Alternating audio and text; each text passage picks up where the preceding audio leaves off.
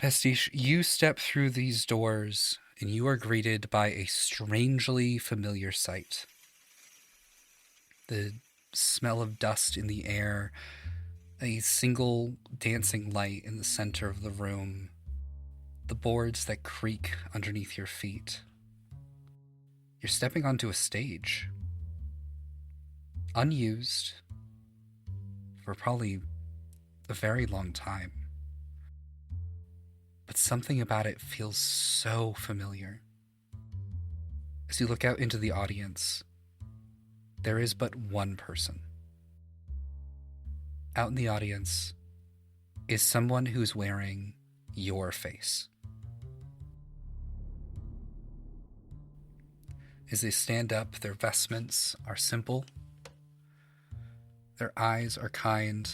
They look exactly like you as you start slow clapping and the magic goes away, revealing a human. He's much less... That's it. He's just much less. In this moment, you're not looking at a god king. You're looking at a man who's idolizing you in this moment. As you look into his eyes, the first word that springs to mind is glory. Not for him, but of you. As he stands up and walks over through the seats and through the aisles. I'm so sorry.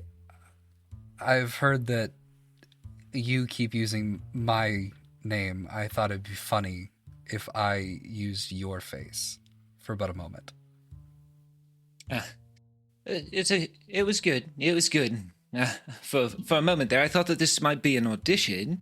I did play you once in a play, and yes, I let a joke go on for a little bit too long. I thought that it was great. You know, I'm the Fractal King. Hey, I love the joke, and he does that awkward thing where he like puts his butt up onto the stage and then like rolls on, and he stands up, dusts himself off, and he goes, sorry. Hi, it's nice to meet you. I am the Fractal King. And he holds his hand out. If you'd like, you can call me Orior, or my friends call me Ori. I've been calling you... I've been having a hard time with Orior, and Ori. Ori would work. Ori is easier to say, I feel like. You can call me Pastiche, or Pass, or Pickles. I don't mind, or whatever you would like to call me, actually. He gives you a really genuine smile that meets his eyes. He goes, Let's go with Pastiche for now. Although I do want to hear the story about Pickles later. Now, I hope it's... This is a little bit odd, but I'm actually a little bit... I'm a little bit starstruck right now. I don't know if you know this, but I've actually seen you perform before. Oh, really? Yes. It was a couple years ago at a party. You were a dead body. I think you said, "Oh no, I'm dying. Oh God, I'm dying. Please no, don't let me die."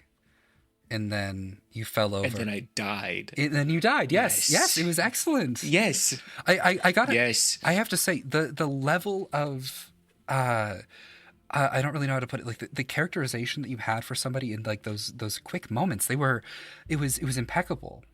You were excellent. Mm-hmm. It was Duke Dermott. It was Duke Dermott's party. It was a few years ago. Oh. Yeah. Oh, you were at Duke Dermott's party? Yes. I usually go in disguise to these types of things. I like to keep a relatively low profile. You know, my disguise work, and he changes his face into this like emaciated mass of like scarified broken glass, very close to what you were doing in Hava for like half a second, then goes away. My illusion work isn't nearly as good as someone who's able to do it so naturally. But, you know, I like to try every once in a while. It's when everyone looks at you the way that they do, you know, It's nice to be invisible. You know, it is. Being able to change the way that people perceive you is always a very nice way to get away.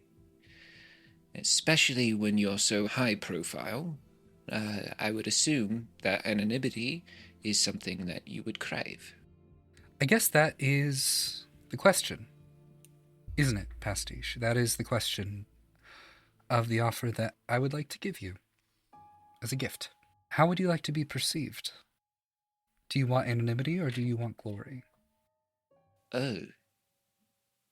Well, I would like to be remembered.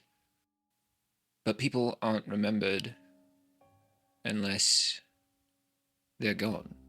That doesn't necessarily mean that they're dead, but they're gone.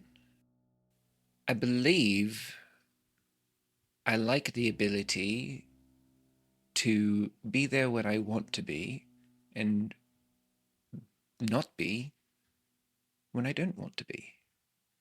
So not necessarily anonymity or glory, per se. I like the middle road as much as I can be. Be there when I want. Disappear when I want. You only get to see what I want you to see. And that's it. It's very rare for someone to realize so absolutely what it is they want out of life. And more importantly, how they would like to be remembered when they're gone, as you put it. My offer to you is a way to control that narrative. Where we are right now is a concert hall that was created many years ago. This is the Ellipses Theater. It was made with a philosophy that we may be in the final sentence. We may be at the first chapter. But regardless, as storytellers, we are here to pick the punctuation. I'm offering you this space, as a chance to tell whatever kind of stories that you would like. I can find you some of the greatest actors in all of the collective, perhaps even beyond, if you'd like. We can find some people in the summer or even the winter court, the Feywild, even find people beyond that if you'd like. I thought this would be a fitting prize to someone that was able to help us rebalance the planes the way that you did. Excuse me? Rebalance the planes? I am so sorry. You don't, well, you are from the Feywild. Yes. That is a different plane of reality that is inherently connected to our own. Yes. Thousands and thousands of years ago, I was able to, let's say, codify the ability to be able to shift from plane to plane.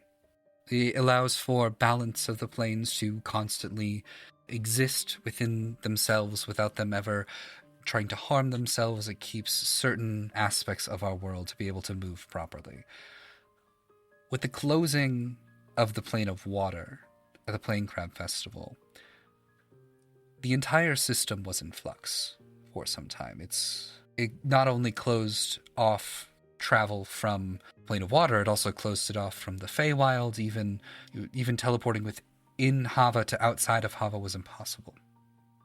But you, from what I've heard, you jumped into a portal without understanding what was on the other side. I can't imagine anyone traveling into such an inky blackness and expecting to come out okay. But you did it, and in that way, you saved our entire plane. Well, I mean, I just had a feeling I would be able to come back, and I did. I did. It's, I mean, portals are just portals. I jumped through many a portal before, and portals are nothing to me. I mean, how do you think I got from the Feywild to here as many times as I have? I used to get motion sickness from it. Have it makes you vomit sometimes. Not anymore, but used to. Oh, I know what you mean. The first time I went to hell, I was throwing up for days afterwards. Oh, yes. Hell is it? Hell is fun. Hell is fun. Is it true you all went to hell? Oh, yes. Okay. Apologies. I'm just my own pure curiosity. I was hoping to meet with all of you the moment that I heard about what happened at the Plain Crab Festival, but if you all went to hell, I don't believe I would actually be able to properly fetch you, so... Well, I mean, we were on our way here anyway, right? At some point. We were going to have to come here at some point, right? I suppose. In a way, You were going to make it happen? I don't make things happen, Pass. They just happen. Sure. You know, the person that has codified the planes just lets things happen. That was to save our plane from what is effectively a collision course with another. Nothing more, nothing less. Which one? I don't entirely remember the name of it. It's full of little gear people. Oh, that would be interesting. Perhaps I'll take you someday. We can call it inspiration for your next play. But... So, you want me to stay here, is what I'm hearing. I want you to be able to tell as many stories as you'd like. If you want to make yourself the star, you can make yourself the star. If you want to work with others and let them shine bright, you can do so as well. You are somebody with a rare, rare gift, Pastiche.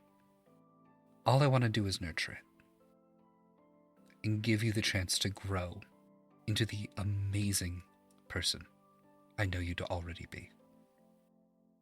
It's very odd that you would want to make me a star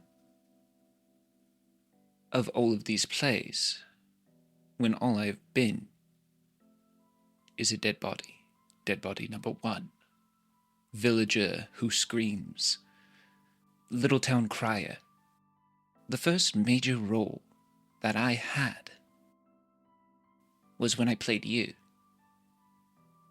And the only reason I got that was because I made the lead actor vomit. I'm nothing in the acting sense. I'm dedicated, but there's something else that you want from me, isn't there? Insight check. God damn it, 8. There's a little bit of fear in what he says. You don't know why. Pastiche, I don't think you're nothing. I don't think you have the capability of being nothing. But if it would make you feel better, how about an audition? Now, here, and he pulls out from, like, literally nowhere, a sheet of paper. Now, this is from a play that I've been working on personally. Could you please do me the honor of reading the monologue here? With slitted eyes, they're not really trusting what's going on here that much. They take the paper and they look at it. What exactly are you looking for here? Are you just wanting me to read it? Is there a certain direction that you want? You want me dead. I want you dead. All right. They read it over a few times in their head. Kind of mouth the words a few times. And lo, with the deal forged in blood and steel, the world stretches out in front of me like an unfurled scroll, and I am but a pen upon its papers. My people have been freed, and all it has cost me is everything in my life. And Keep going. the next. But in this piece, for everyone but myself, the direction? What direction do I take to find my own? There is no up, and nothing can be right if nothing will be left. And at the end of it all, what punctuation will be at the end of this story? What will the final sentence be? If I am not the one to write it with my blade, I know not but one thing. There is no peace for men in ink and blood.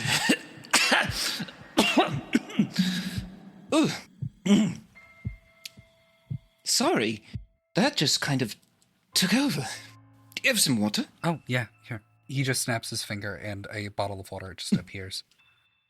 Oh, thank you. A bit melodramatic. Well, I wrote it 400 years ago, so. And in that time, I've been looking for somebody to put on this play. I think I found them, if you'll let me. Well, I would have to read the whole thing. I need a yes first, Pastiche. I would have to do it here. You would. When? You'd start right away. Rehearsals, and then continue. What about my friends? Pastiche, if you take this deal, this will be the punctuation. Your story with them will end, and a new one will begin.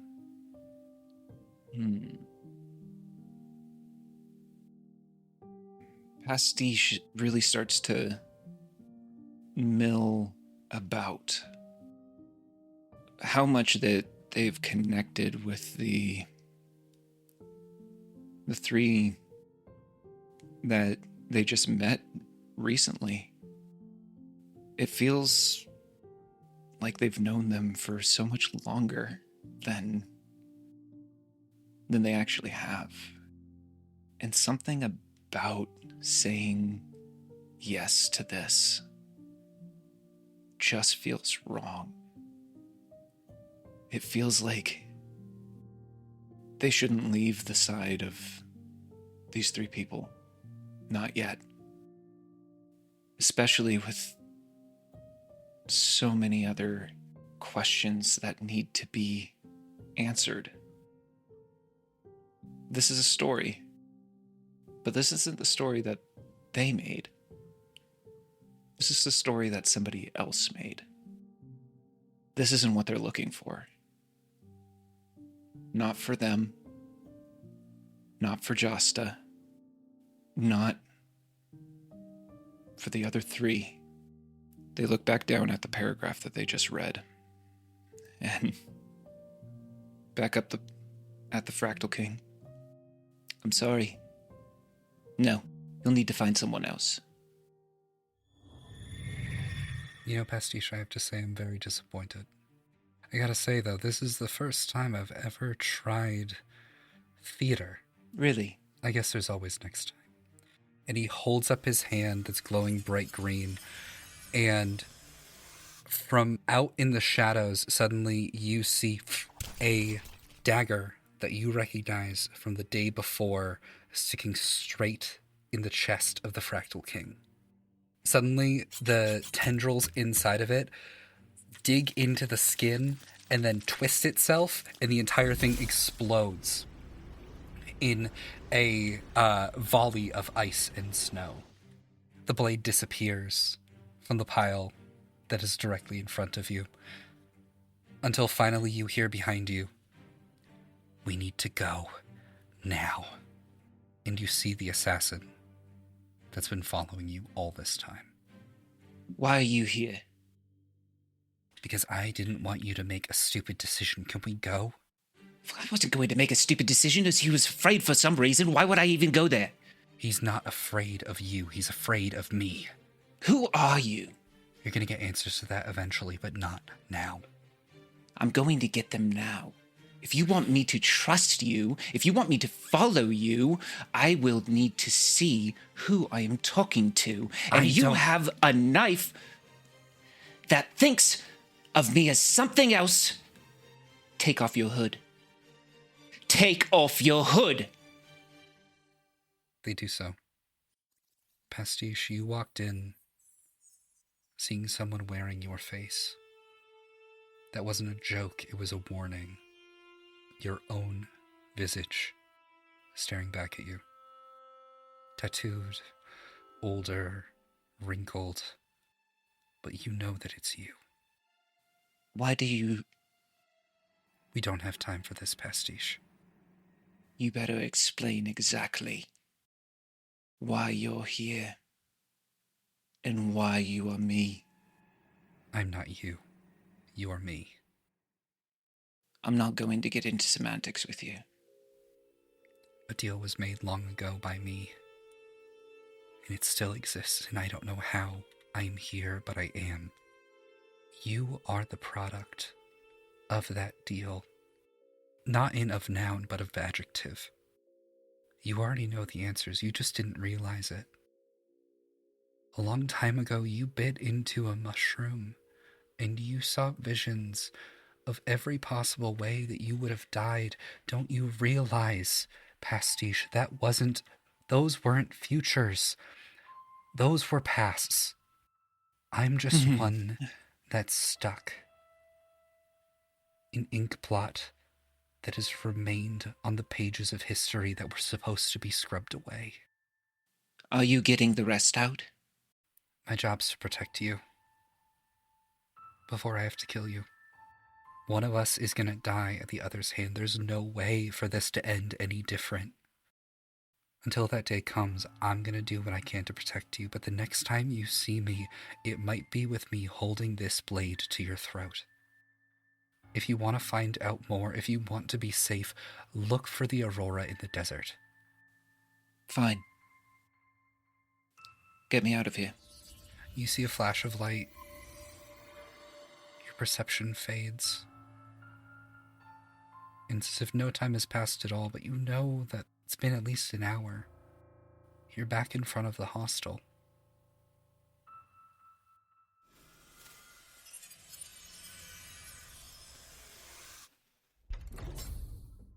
Luce, as you walk through the door, you are no longer in an office building. Hell, I don't think you think you're in Croesus anymore. Because as you walk through, you immediately get hit with the smell of fresh dew on grass and some sort of beautiful herbal flower. Light musk. From what, as you look around, are dozens of different animals and magical beasts. You are in what I can only call the most beautiful and serene garden you've ever seen in your life. There are a couple of owl bears and displacer beast kittens that are frolicking about off in a field, like very close to you. In the corner, up against like one of these like very large jutting walls, is a gigantic, what appears to be a bronze dragon, just fast asleep. And I don't even think any of this is the first thing that you notice, because off in the distance, you see a little blue and orange blob of slime making a beeline for you. Doop doop. He's going to hold out. He's going to hold his hands out. Oh, have you been, bud? And you look, and Doop Doop is like a little bit bigger. He has definitely like bulked up a little bit along with you. As you're looking about, suddenly somebody stands up. They appeared to have been feeding what looks to be like a boulette. And as they stand up, they wave at you. Luce will kind of like look down at Doop Doop. This is where I found out that Doop Doop is his familiar this whole time. But he looks at Doop Doop and then he looks up at the figure and then he just goes, "Good person." I certainly hope so. His vestments are simple. He's dressed for what appears to be an honest day's work caring for these animals. There's strangely enough, a bit of dirt on his nose and on his shoulder. There's a slight tear in one of his pant legs from what appears to be some sort of many-clawed animal trying to get his attention. He has kind eyes, and messy salt and pepper hair. He has like a 5 o'clock shadow that is quite literally like the perfect length. He holds out his hand and he goes, "You must be Lucerne. I'm the Fractal King. It's nice to meet you." I forgot the Fractal King was hot. Luz is just looking at him like, hello, King, sir. You don't have to call me King. Orior, if you'd like. My friends call me Ori as well. Mr. Orior, it's good to meet you. And he'll go, "I'm sorry, I just got this strength, so just forewarning." And he goes to shake his hand, but he tries to shake his hand as lightly as he can. He takes your hand like full pelt and just like starts shaking it very, very excitedly, as if like you're an old friend. You know, I hope it's okay for me to say you seem to really take after your mother. Yeah, this is a new thing. I like to think that I looked like my dad before this. But I don't know what he looks like at all. So, thank you. Can Oh, yeah, absolutely. What's going on, Luce? Can I ask you a question? Why is there stairs at dragon? I am so sorry. This is the Office of Paranormal Horticulture and Animal Treatment. Effectively, this is the office in our government that handles the certain magical plants and animals to make sure that they are properly treated, to make sure that they are well fed and well cared for. It focuses on ecological foundation. You can imagine with what we do, there's a lot of wild magic that is able to come off as almost an afterburn from what we do. What we do here is to make sure that we don't affect anywhere else. You grew up Zephyrin, correct? We want to make sure that there is freedom for all these animals that will never be infringed upon. And as someone, I believe, that is now Corrosian, we are trying to delay. Oh, I don't know if it's like that answer or not, but most of what Luz heard was animals he can pet. So he goes, right, and then he kind of turns to the boulette and he's like, just this big monster, just yeah. He looks at you. He's like, "Oh, Melody seems to really like you." Who's a big dangerous baby? You are. Yes, you is. I apologize. I don't know if you remember me, but we met when you were very young. Luz kind of slowly turns and look. Well, I don't remember anything past 10 years old, so. Of course. We met when you were about 5 years old. There was an issue that was going on, a slaying of what I like to affectionately refer to as Chauncey's mortal enemy, and he points to the dragon that's sleeping in the corner. That was performed by your mother and your family's adventuring party. Obviously, I knew Carperos from his time as an arcanist, so I wanted to congratulate him personally. I congratulated each of you, including you. Right. After Mom told me that I was also a high-level adventurer with them at the time. Can't seem to remember for some reason. I'm sorry. I should remember someone who is legitimately the leader of, you know. Luce, if I can make a request of you, not an order, a simple request. Don't talk to me like I'm the leader of anything. Okay? I think he's fighting off a panic attack at that regard, because he is extremely nervous. He calmed down a bit after petting the monster who's known to destroy villages alone. but he's kind of sitting there and he's starting to sweat a little. I think now instinctually he kind of puffs up his chest when he gets nervous. And then, okay, Ori, right? Yes, you can call me Ori. Then you can call me Luce. I really appreciate that, Luce. Thank you. Would you like to sit down? Is there more monsters that I wouldn't be able to pet normally here? Every animal here is docile. Oh my god! And then he will go over to the giant panther with like 8 tentacles and just give belly. Okay. He is petting literally any monstrosity that normally you wouldn't be able to. Oh That my is God. what he's doing. Okay, it's literally like, I'm imagining it as like a good like 25 minutes of Ori just sort of like waiting on a bench as you go around and pet like literally every single animal that's there. And a couple of them, Doop Doop is basically like trying to make introductions, but all that they're able to say is doop doop doop doop. So it's like it's not helpful at all, but it is like really cute. No. Yeah. Luce, what is one animal you want to be here? Ooh. Shit. It's like one of my favorite. Aboleth. Oh, you want an aboleth? Can I pet an aboleth, please? You can fucking ride an aboleth if you want. Yeah. As you walk through, you can see that there is an aboleth that is there with like a weird like name tag that is not even like attached to anything. It's just slowly floating to like a couple inches off of what would be this like tentacle monster, like this Eldritch tentacle monster's neck that says Bradley on it. And it goes down to you and it just starts purring. Oh, you're Bradley. Now, I read in my book that you like to eat people, brains and bodies, and you are so cool. And you just like slime everywhere. Just like... Oh, yeah.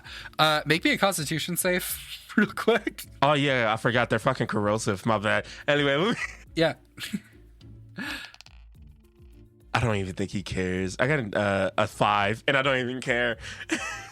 As you're doing this, you start losing the ability to breathe because that's what the mucus cloud does.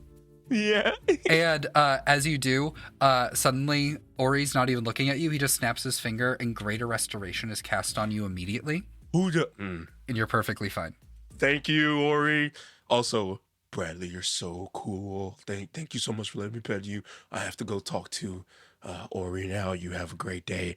Here's a fish. He just pulls out. I hope one day I don't have to fight something like you. You are so cool. All right. And then he'll turn and start to walk away. And he will pull out the giant cup for Doop Doop to sit in. Doop Doop sits down and is just like sitting in the cup. As you walk over to Ori, you could take more time if you'd like, but I would like for us to continue speaking, and I promise that you will, if you take my offer, you'll have all the time of the world with them. Well, I got to pet the 3 most dangerous creatures to ever pet that I wanted to: wormlings, aboleth, and also a bootlet. So I think I'm okay. For now, yeah, that is what I'm curious about. Why did you want to meet with us, if you don't mind me asking? Well, I wanted to meet with each of you for separate reasons, but it is singularly related to the adventures that all of you have gone on.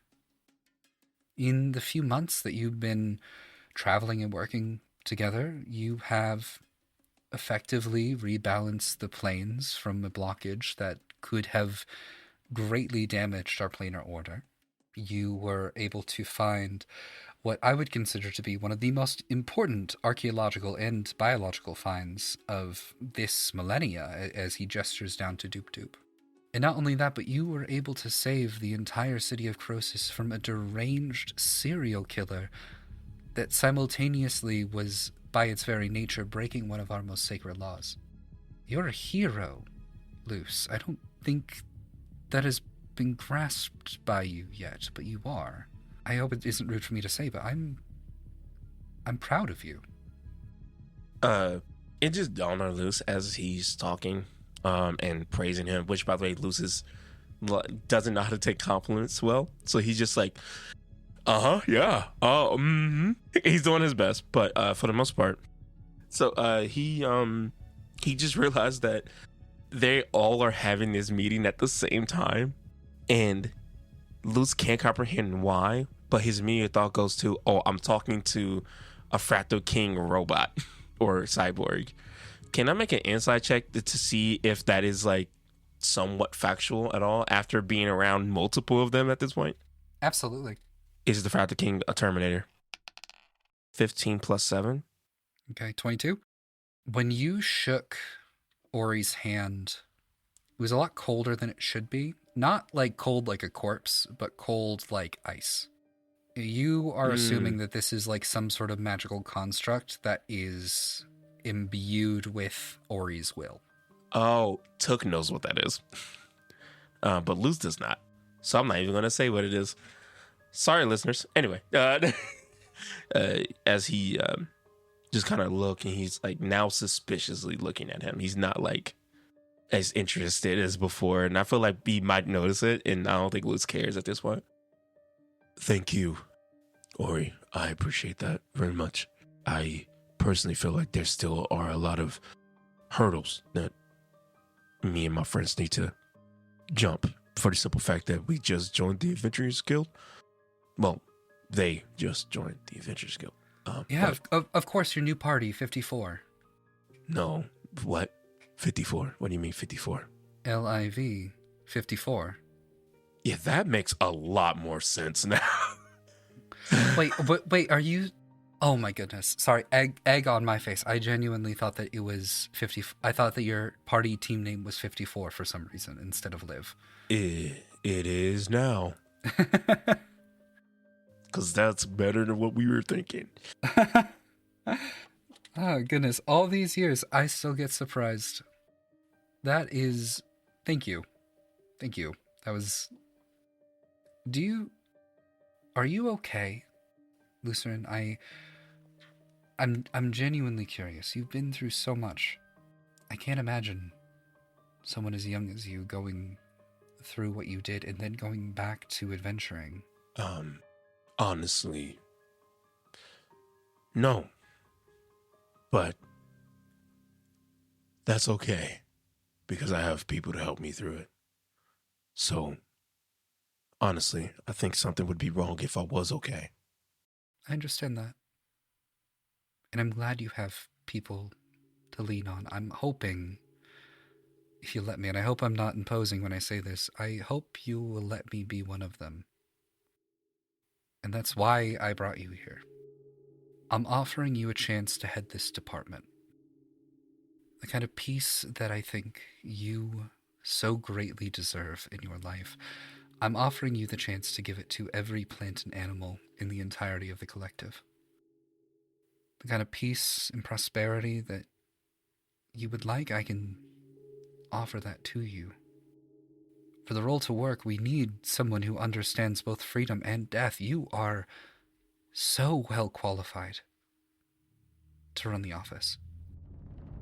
Luce, you've been running for so long. I'm telling you that if you like, you're done. You can be done. You can put down the sword and just live.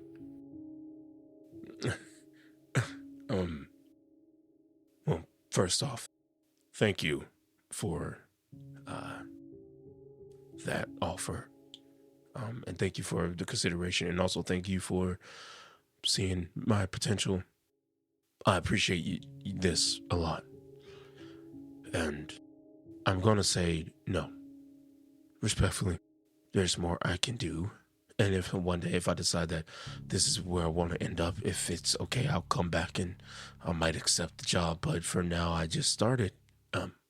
In my opinion, there's a lot more people that can use my help.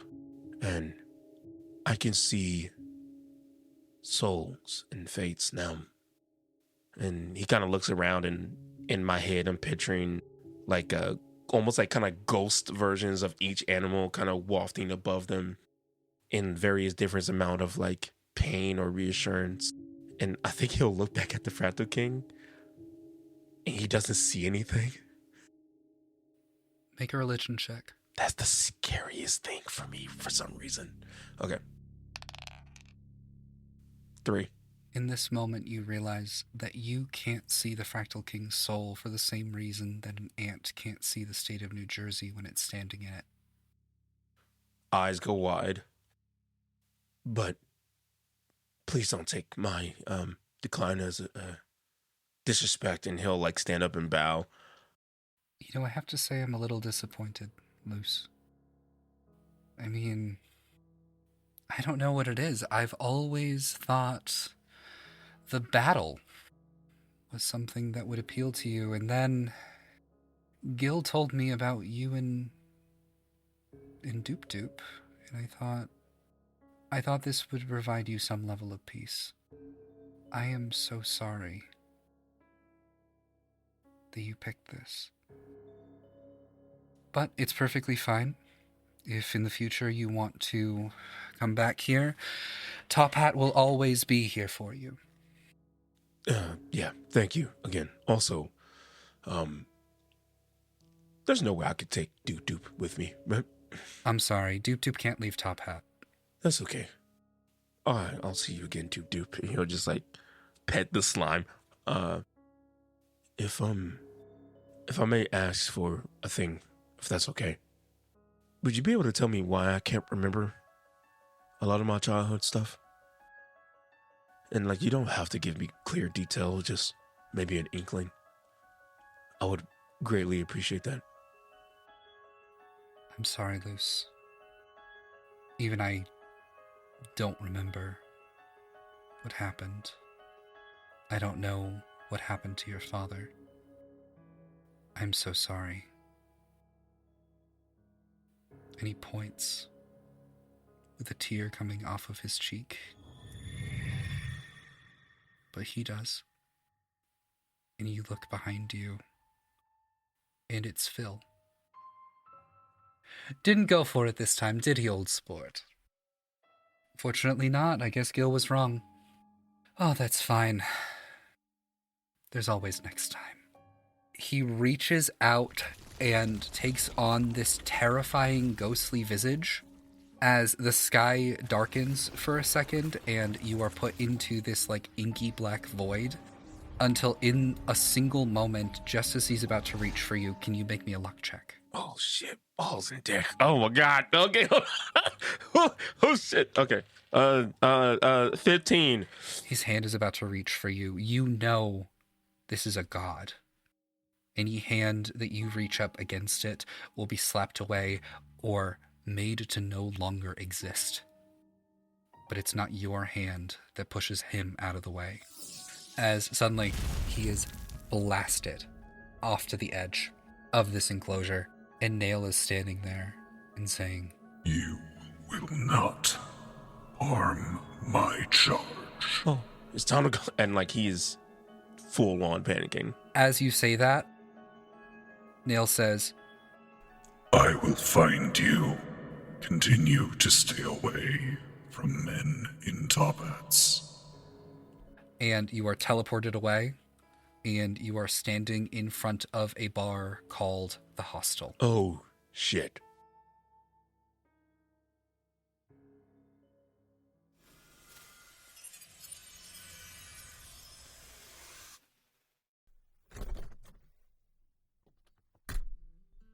Liv, as you walk through that door, you're no longer where you once were. And I don't mean that as in the sense of you were in an office building and you are where you are now. I mean that there is almost like a shift in everything.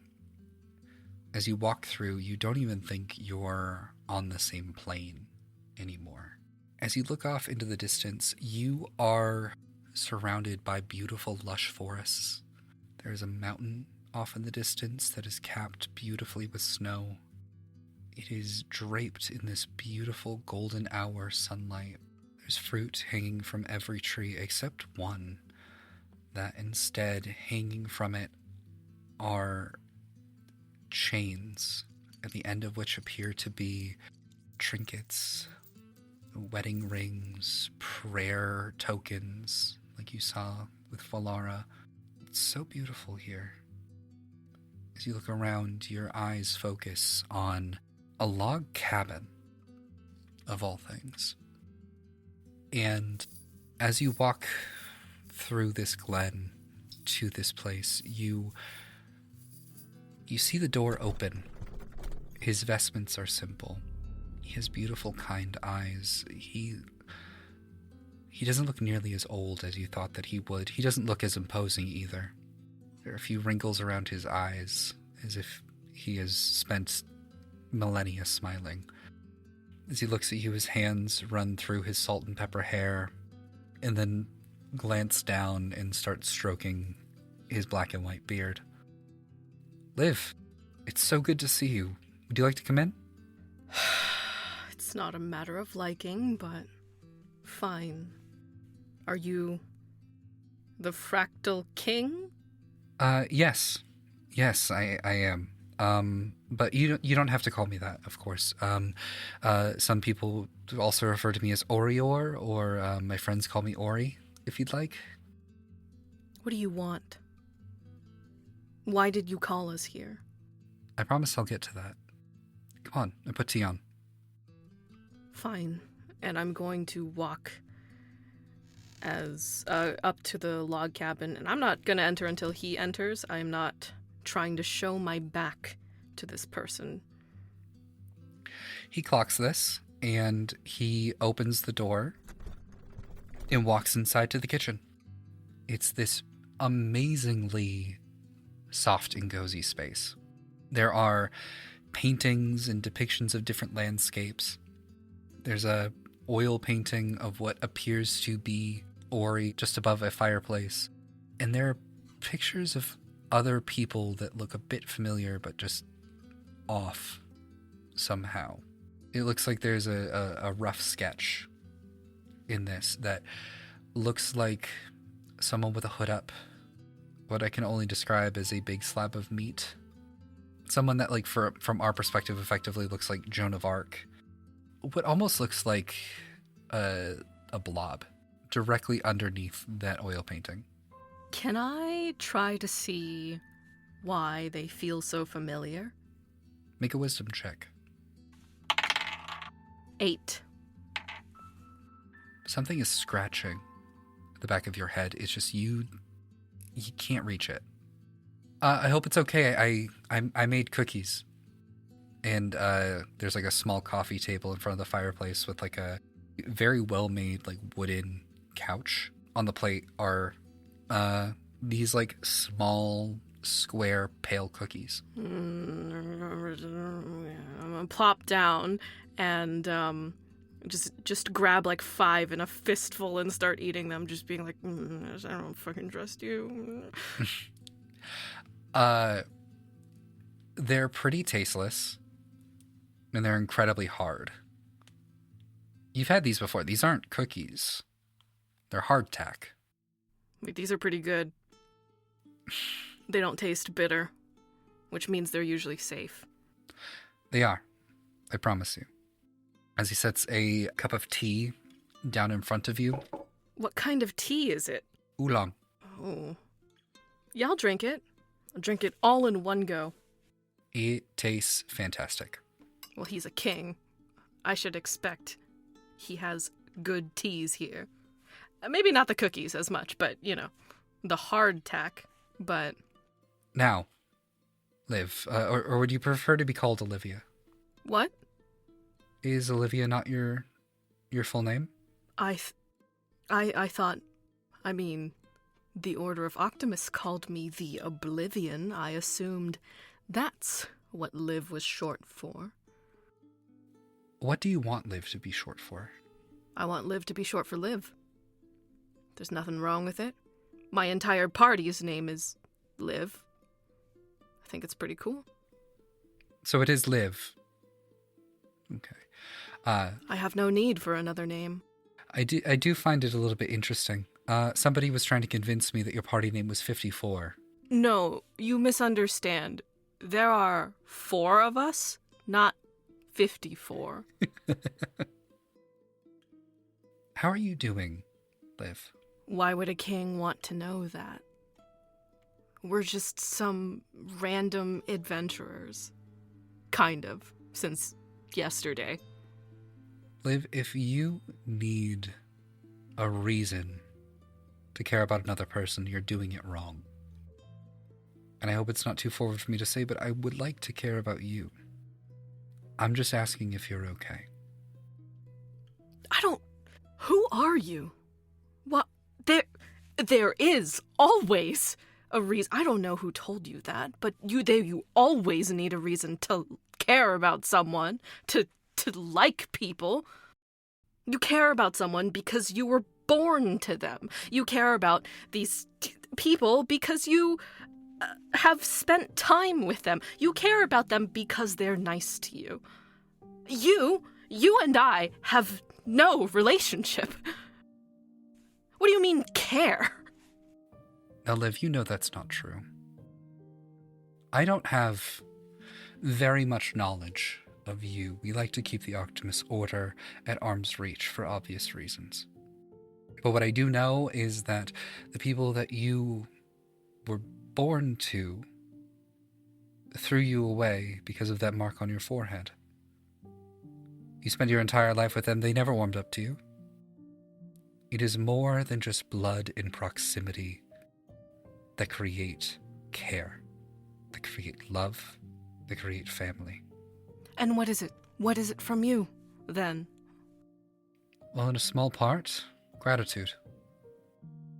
The part that you took in your adventures in the past month are going to fundamentally alter everything about our kingdom. I'm sorry. We solved a single murder case, and you think that's going to save your kingdom? Liv, I'm not just talking about that.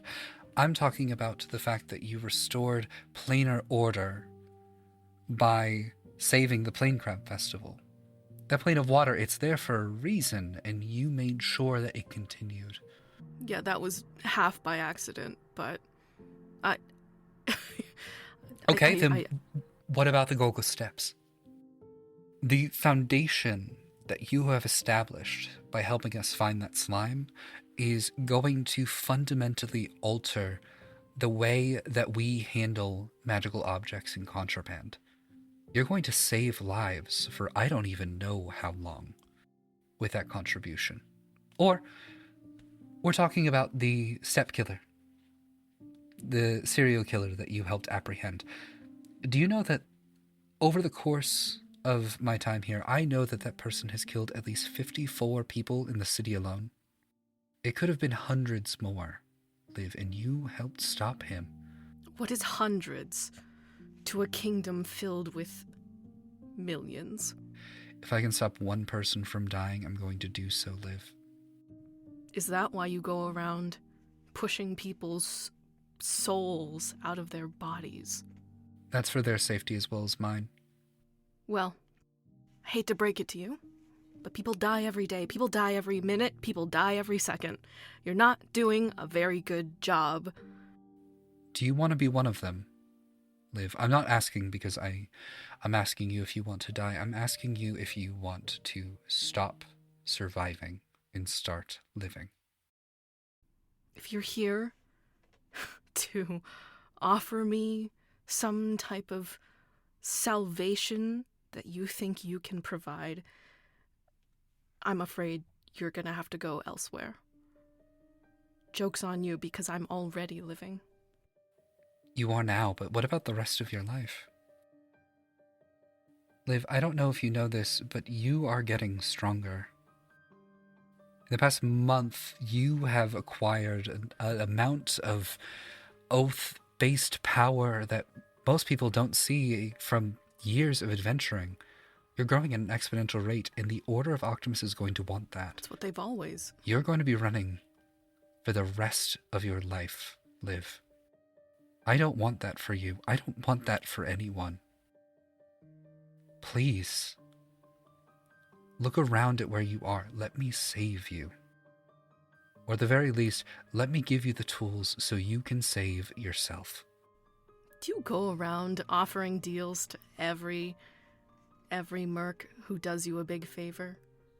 I'm sure there are definitely people who have saved far more people than we have. Like Luce's parents, Party, people with decades of adventuring experience under their belts. You're right. I don't. And that's why what I'm saying is as important as you think it is. Because I don't offer this to anybody. I don't offer this to anyone. Liv, do you know where we are right now? Well, it looks like a log cabin. And there were some mountains outside. And there were trees. So... outside. This is something called a demi-plane, Liv. While inside here, nothing can harm you. You will have as much food and water and shelter and comfort as you could ever possibly want. Over there, and he points to a table that has a number of rocks on it, are sending stones. All you have to do is call one up, and I will make sure that anything that you would want will be brought here. What I'm offering you is the chance to stop running. If live is your name, it has to mean something. I am offering you the chance to live. I'm not going to be able to stop the Optimus Order, not forever. This is a chance for me to make sure that you are safe and comfortable and that you get everything that you've deserved ever since you were cast away so young. A gilded cage is still a cage. You want to keep me prisoner here? You're not prisoner. This is yours. This was effectively my home away from home. I'm offering it to you to make sure that at the very least you're alive. But you're not going to let me leave. You can leave whenever you wish. But once you leave, you can't come back. And so long as you're in here, your friends can't. They can't come with you. This is very difficult for me to maintain for more than one person other than myself. If we had 6 in here, it would destabilize and destroy itself. We'd be lost in the astral sea. I understand that you don't trust me, Liv. But do you trust the Order more? Do you trust that they'll ever let you go, that they will ever stop? Until they have erased that mark on your forehead from existence, along with the rest of you. But I'm getting stronger. You are, and I can as kill you, them. I can kill them all. You will become a beacon to them, Liv. Out there, you will be oblivion because that's what they will make you. In here, I can give you the tools to be Liv. But I wouldn't be able to see anyone ever again. No, you wouldn't. No Vox, no Pastiche, no Lafayette, no Casper, no one. Who? Who was that? No, Casper. That was the name of your No, the fiend one friend. before that. Yes, I know Casper. Who did you? No Vox, no Pastiche. You don't know, do you? I'm starting to think I don't know a lot. Liv, can you tell me about the day you escaped? Please? I was running a normal day. But someone, who I later found out was Casper, had opened a portal to Hava. And then I went through it, and that's it. What story is there? It's funny that you talk about stories. This one's been told before, but there's a few details that I think you're missing, so let's tell it again.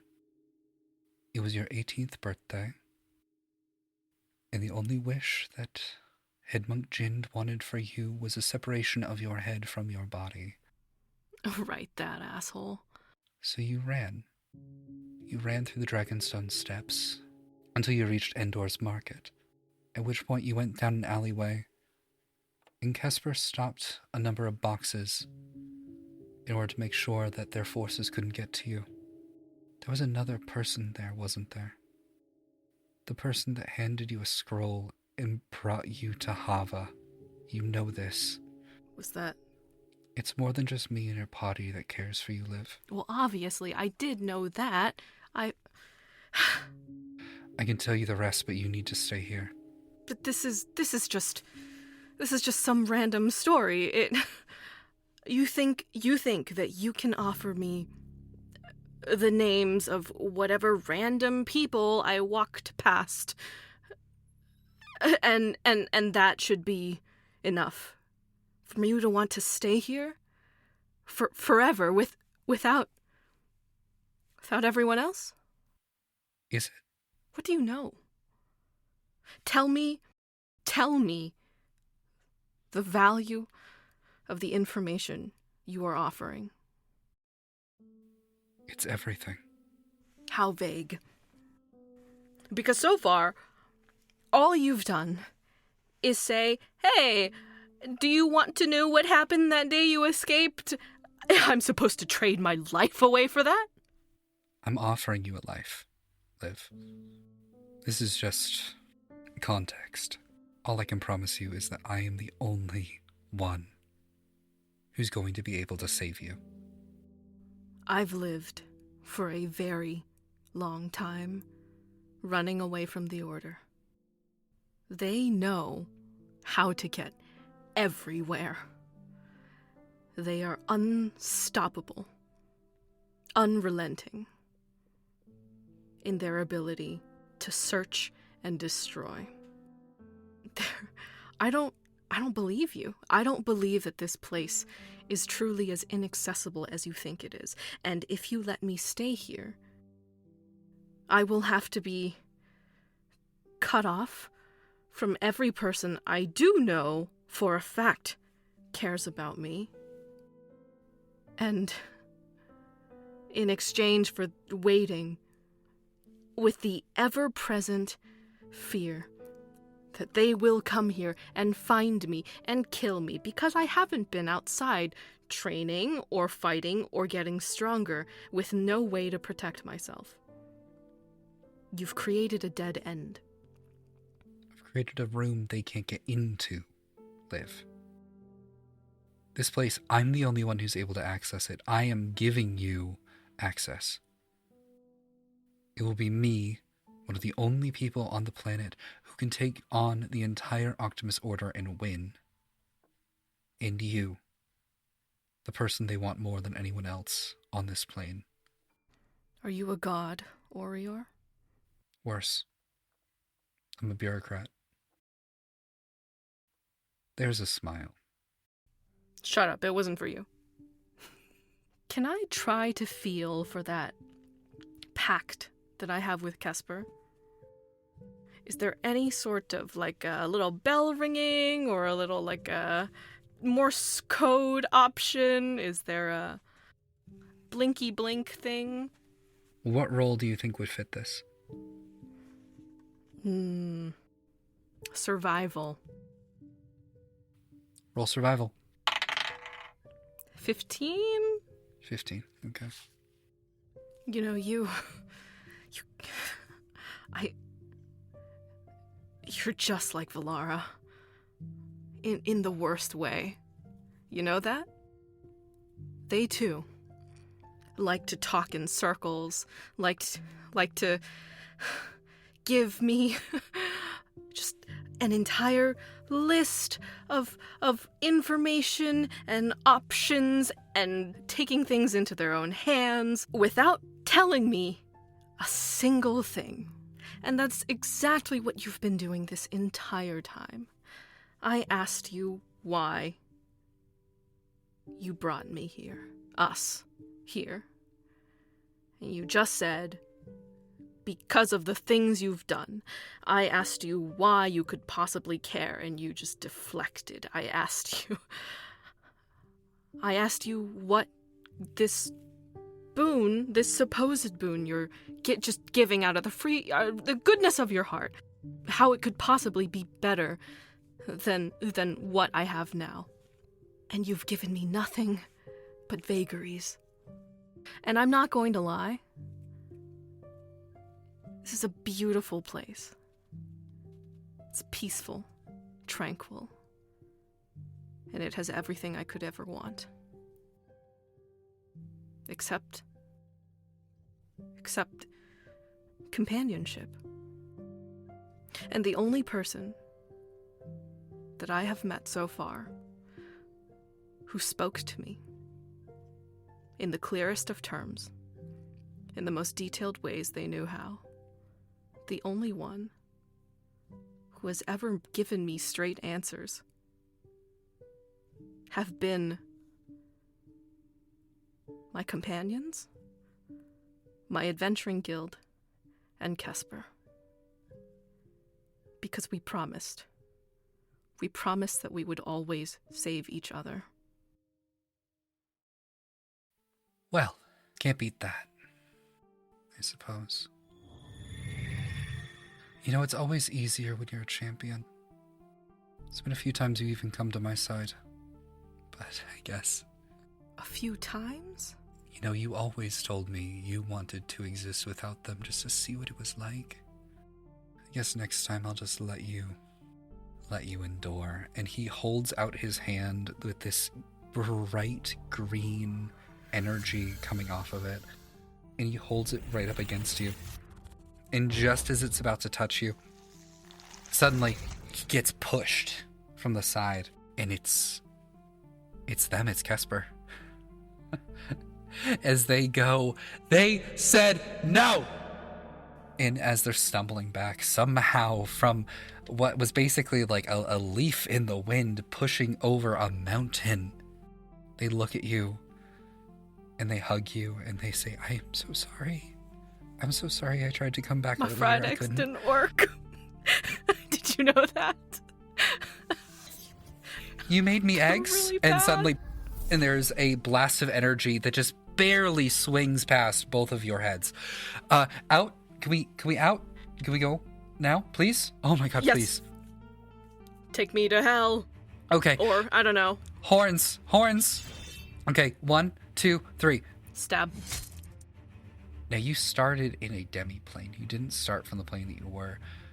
This time, Kesper doesn't take you to hell. Instead, for some reason, you're standing in front of a sign that says the hostel carved out of a bone. The two of you looking at each other and saying, I'm gonna go lie down now. And they just fall over onto the side of the street, start very slowly, just like snoring, somehow already completely passed out.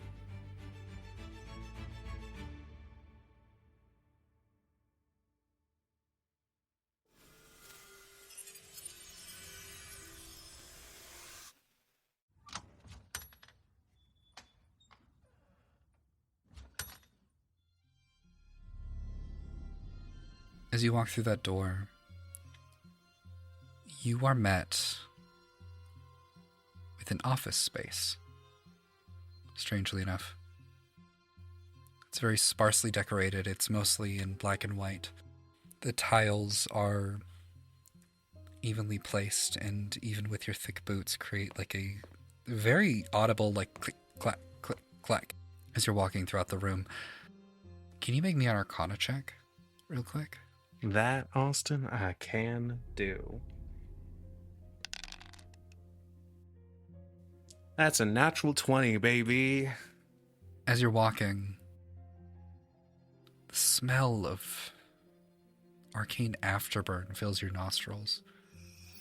And as you look down at the lights above reflecting off of those tiles, you see every single one is trapped with some kind of spell, but none of them are going off.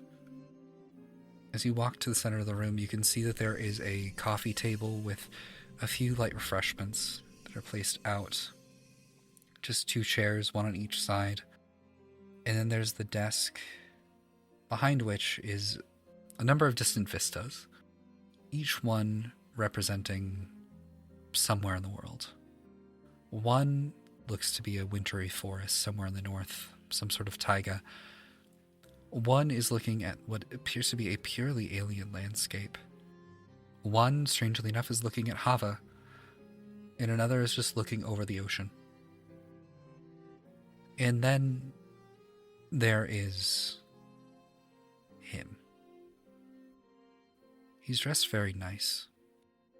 It's a very beautiful three-piece suit, fitting perfectly to him. He doesn't look as grand as you thought. He is handsome, absolutely.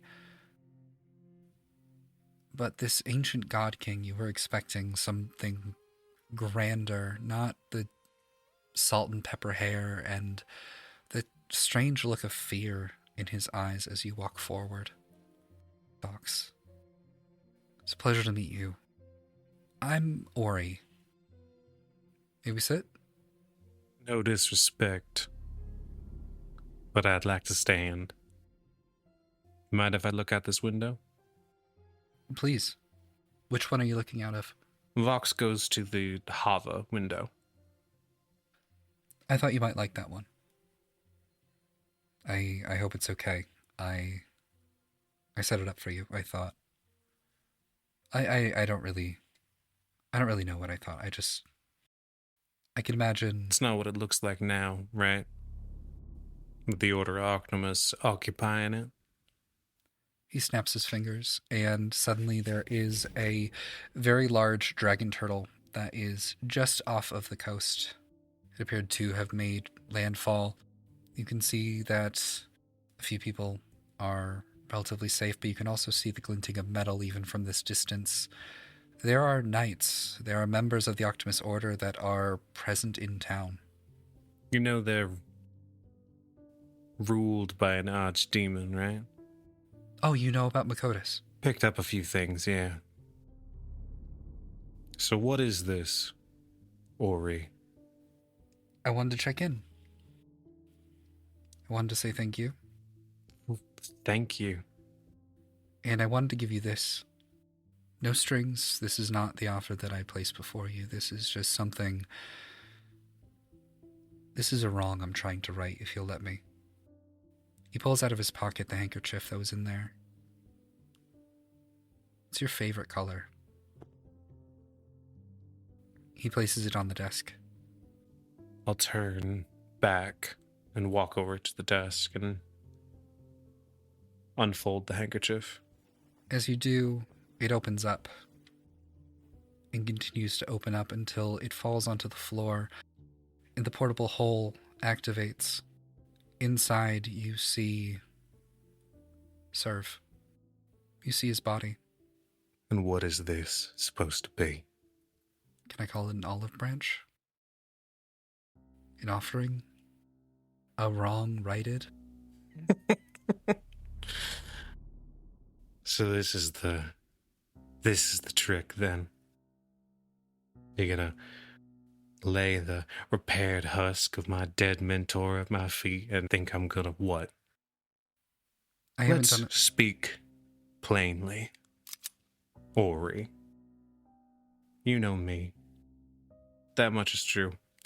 You know the rest of us. You know more about what's going on with us than I could anyway rightly know. You know me. From somewhere else. A different lifetime, maybe something. So why don't you explain? Because the way I see it, I think I know you pretty well now, too. He swallows. He is genuinely intimidated by you in this moment. Fox, I'm trying to help. Not just you, but everyone. I understand that you're upset with me. I understand that better than anyone. Maybe besides yourself. I understand that I've done things wrong, and I understand that you are angry about them. In the window, it shifts, and there's the remains of the scrapyard. You did this in anger, and I don't blame you. I'm just grateful that no one was hurt, including yourself. I'm not trying to manipulate you here. In fact, I'm asking you for your help. Still listening. Vox, you did this for a reason. because you see what I've done. I have been found wanting. Wanting.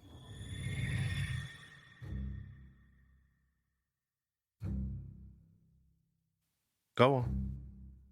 Finish your spiel.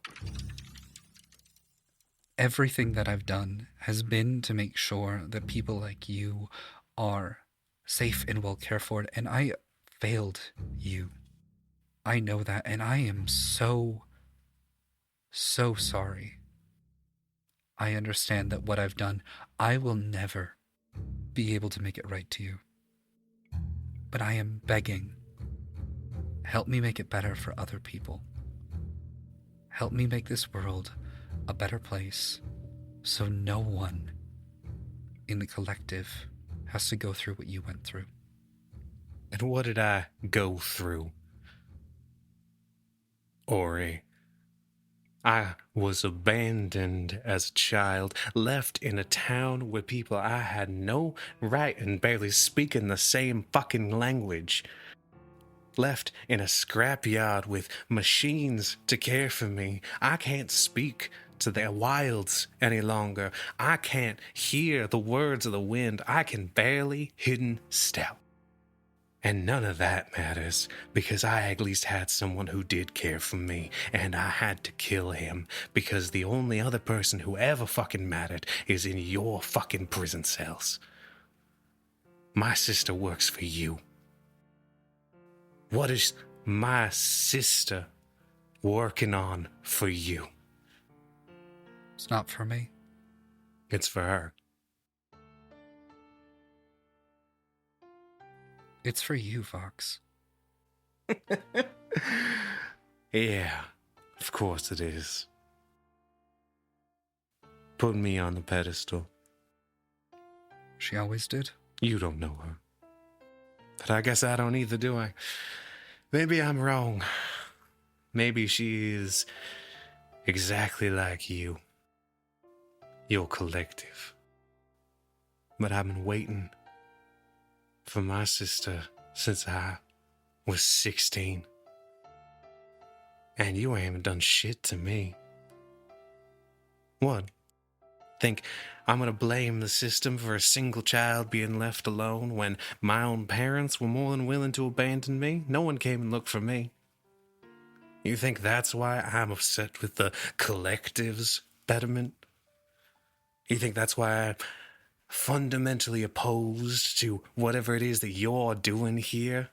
What all this is? You're working up to your pitch. I won't interrupt further. Help me save everyone. You see problems in the collective. Help me fix them. Let me spin this. What problems do you see in the collective? I see people that I'm not able to reach. I see people who are still going hungry. I see a technological workforce that is not as sustainable as the things that you're able to do. Fox, you were left in the middle of the boonies with a box of scraps, and you created something that I don't think you even fathom yet. Surveyor units aren't supposed to be sentient. You and your sister together did so. We don't know where that comes from. I'm not saying that what happened to you is right, but I am saying that you are a very unique mind. Work with me. Work with your sister. Work with all of this. If you don't like what the world looks like, help me change it.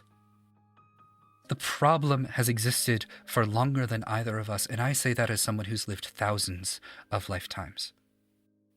Be part of the solution with me, with Ayana. When you look out those windows and you see the world outside, what's beautiful? You know, Hava's my favorite of these. It's because of the people. Rise together, right? But rising towards what? Whose will? You know, I've been thinking about the slogan for a long time. We work to rise towards the collective's betterment. What is the notes, the papers I would always get? Working towards the premier technologies of the realm. While I was watching those premier technologies find their way into the junk heap to be sold for parts. You want to know why I disagree with your premise here?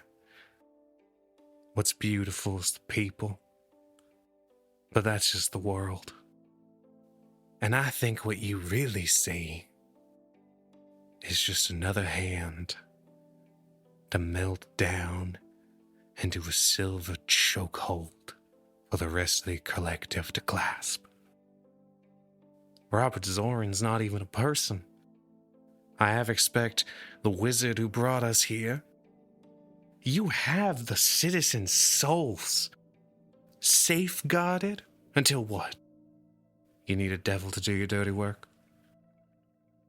Can you honestly say that the goal is to safeguard the people of this world when you have undeath on a leash? I don't think you're here to save the world. It's about control. It always has been. Because you haven't changed. You just had enough time to perfect what the end of the world looks like without everybody rising up to fight for it. This beats the alternative. He's crying now. You want to know something about the alternative to the end of the world? Is learning to see what's beautiful about every little aspect of it. The ocean is beautiful to look at, and you'll freeze to death in its waters. Get too high up and you cannot breathe. The stone or the snow will come crushing you if you yell too loud in a mountain pass. It's the freedom to choose, and the freedom for the world to say fuck you, for no other reason than the fact that it can.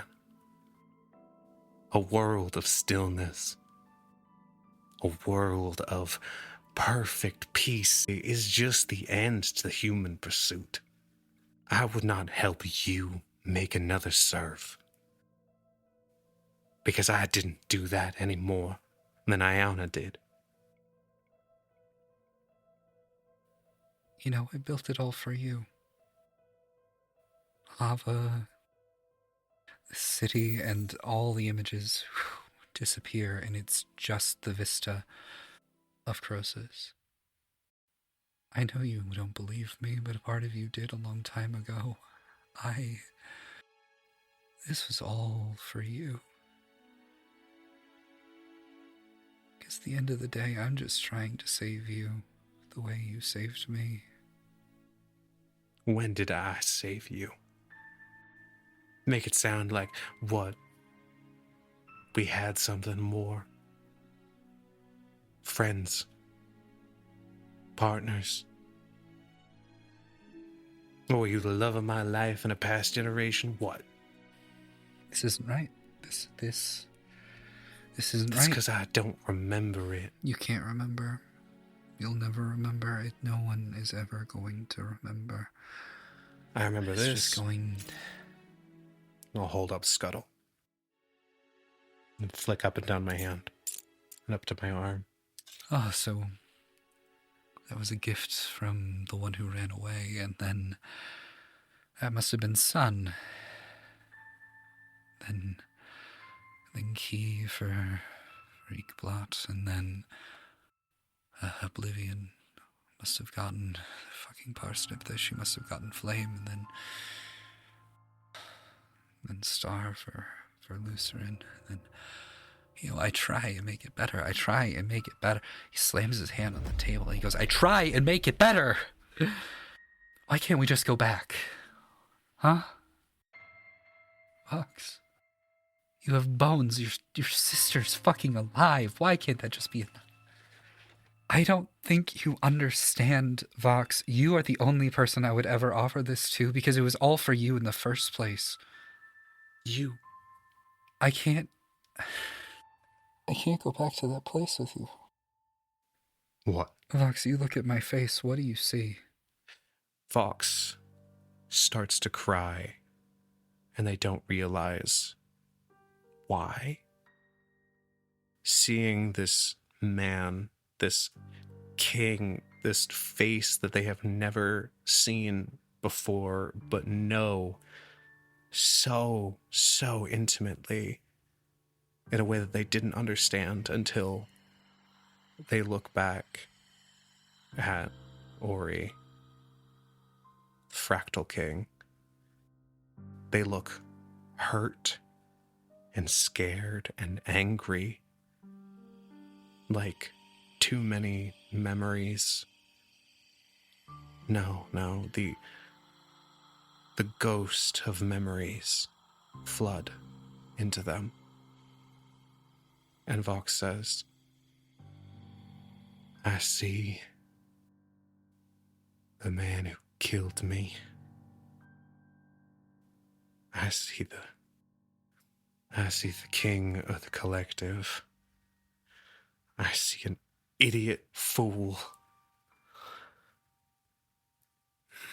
Vox closes distance, grabs him by the scruff of his suit, gets very close, within inches.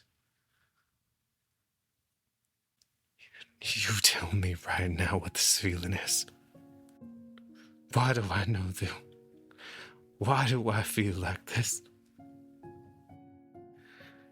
Tell me! Please remember. Please. He reaches for your cheek. Vox pushes him back and steps away. I made something for you. It went wrong. I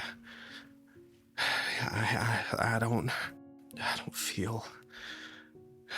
My sister's alive. My sister's alive. I'm alive. I might. I'm so sorry. Shut up. I need to think. All I do is think. I overthink, think too fast, think too often. I blew myself up, hit myself in the face, thinking too hard about what could be. No, that doesn't make sense. Wait, no, that... Vox gets very calm, very quickly, and turns back, and their eyes flare pink with that infernal glow. You are the man trying to end the world in the only way you know how. But you don't got to do this. You don't know what happens if I don't. Then tell me, Ori, tell me. I can't. Please. You need to go. I grab him by the shirt and I begin to pull him towards the window. If he'll move with me. He absolutely will. You can't save the world like this. And by all rights, if this was a kinder story, you would have left me in harbor alone. Or you would have let me and my sister die. But for now, I'm going to kiss him. Pull away. You're going to have to settle for an enemy. And I'm going to use Paya's door and knob to open a doorway through the window and fall outwards into Croesus. No step, nothing, just full free fall, if you'd allow. That works perfectly. He is standing there completely dumbfounded, overwhelmed with emotion. The moment that you let him go, he stumbles into the ground, a pile, like just a pile of emotion that is welled up for you don't even know how many millennia. As you're falling, the wind hitting your skin, and the water as it peaks over the horizon. Maybe it does go on forever. And I hit Featherfall just before I hit the bottom. You stop in the center of a city square. There's a loud pop as the feather fall airbag that you normally fall onto to stay safe pops, creating this a massive clamor of people that are all looking at you in the center of the street. Just a meeting with the king. Go on about your business. Up above, you don't hear it.